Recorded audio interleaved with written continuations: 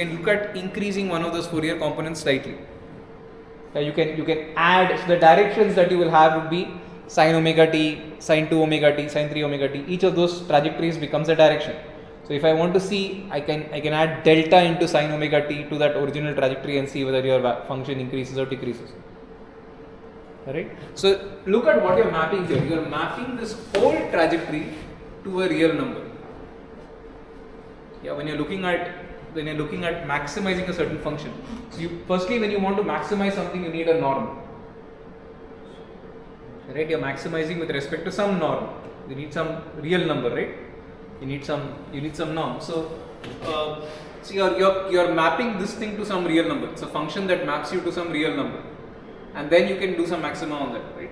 So if I'm mapping this to a real number, the whole trajectory gets mapped to a single real number.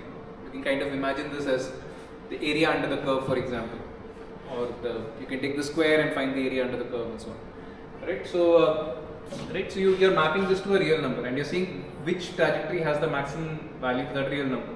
So now you want to move along different directions. So if you're looking at trajectories that are periodic, then the different directions that you can move on. That is, you can take f of t plus delta into sine omega t, plus delta into sine 2 omega t, plus delta into sine 3 omega t, delta into sine 4 omega t, or delta into cos omega t, cos 2 omega t, cos 3 omega t, and so on. You can look at all those Fourier components that are there.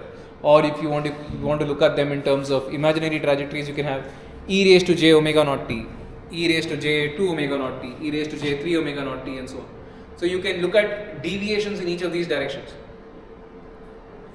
Right? You can look at deviations in each of these directions.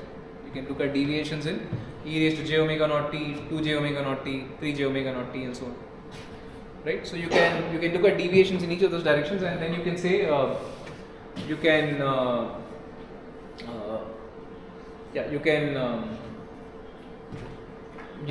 look at deviations in each of the directions, and you can say that in all these directions your trajectory should increase or decrease.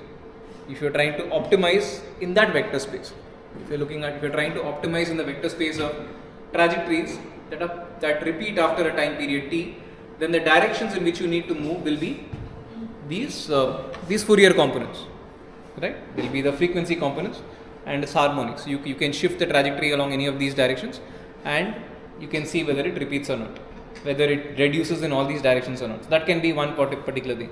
Now, if I am looking at spaces like this, right, which are all the directions I need to move in? If I am looking at, so one thing that you can possibly do is you can find the basis of this. Find